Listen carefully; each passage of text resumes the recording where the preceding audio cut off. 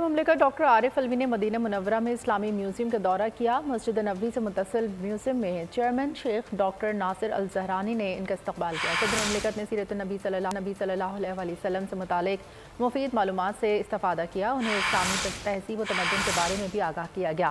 खुसूसी तौर पर सदर मुमलिकत इस्लामी और सकाफती मॉडल्स में भरपूर दिलचस्पी ली। अगर आपको ये वीडियो पसंद आई है तो हमारे चैनल को सब्सक्राइब कीजिए और बेल आइकन पर क्लिक कीजिए।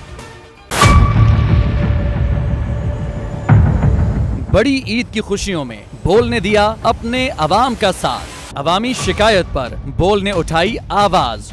उधर पेशावर में आलाइशों को ठिकाने लगाने के लिए WSSP का खुसूसी ऑपरेशन शुरू हो गया है, जिसमें 3259 एहलकारों समेत 683 गाड़ियां हिस्सा ले रही हैं। बोल की खबर पर इदारों ने भी कसली कमर, लिया एक्शन। लाहौर में मुख्तलिफ मकामात पर आलाइशें जो है वो हमें सड़कों पर दिखाई दे रही थी, लेकिन उसके बाद जो LWMC है उनका अमला जो है वो उसके बाद फील्ड में निकला और उसके बाद आलाइशों को हटाने का सिलसिला जो है वो शुरू कर दिया गया।